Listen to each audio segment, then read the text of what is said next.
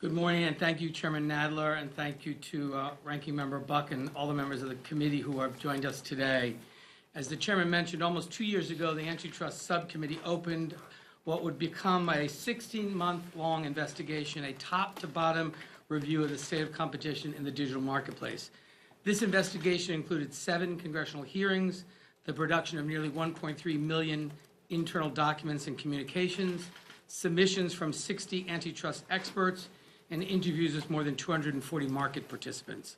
Our final report, which the Judiciary Committee approved last month, found that Amazon, Apple, Facebook, and Google each hold monopoly power over significant sectors of the economy.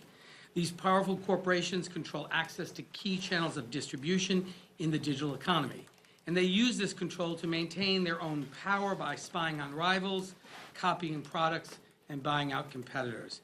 And even right now, these modern-day robber barons are growing their power through anti-competitive means. America is in a monopoly moment.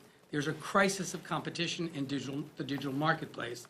It is a crisis that impacts our entire society. And we see this crisis in small businesses that have designs for products stolen by Amazon, in developers forced to pay huge fees to sell an app on the iPhone, in websites, owners have lost traffic to Google because it nearly unfairly advantages its own products, and in Facebook users whose privacy is violated routinely with no recourse or alternative in sight. This moment, this monopoly moment, is holding back our entire economy. We cannot unleash the full power of American ingenuity when everyday Americans are competing with one arm behind their back. And that is why today we are outlining our bipartisan agenda for a stronger online economy with opportunity, innovation, and choice. This agenda is built around 5 bills that will restore competition in the online economy. The American Innovation and Choice Act prohibits discriminatory conduct by dominant platforms, including a prohibition on self-preferencing and picking winners and losers online. The Platform Competition and Opportunity Act prohibits acquisition of competitive threats by dominant platforms, as well as acquisitions that expand or entrench the market power of online platforms. The Ending Platform Monopolies Act eliminates the ability of dominant platforms to leverage their control across multiple business lines to self-preference and disadvantage competitors in ways that undermine free and fair competition. The Access Act promotes competition online by lowering barriers to entry and switching costs for businesses and consumers through interoperability and data portability requirements.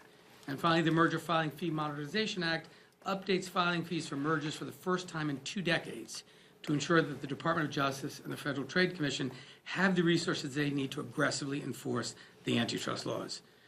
Republicans and Democrats don't agree on much these days, but we agree on the need to take on these unregulated big tech monopolies.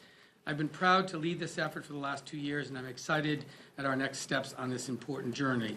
And I want to thank Chairman Nadler for his support. But I just want to take a moment to say that we would not be here today without the support of so many men and women on both sides of the aisle. We're showing that bipartisanship is still possible in this day and age.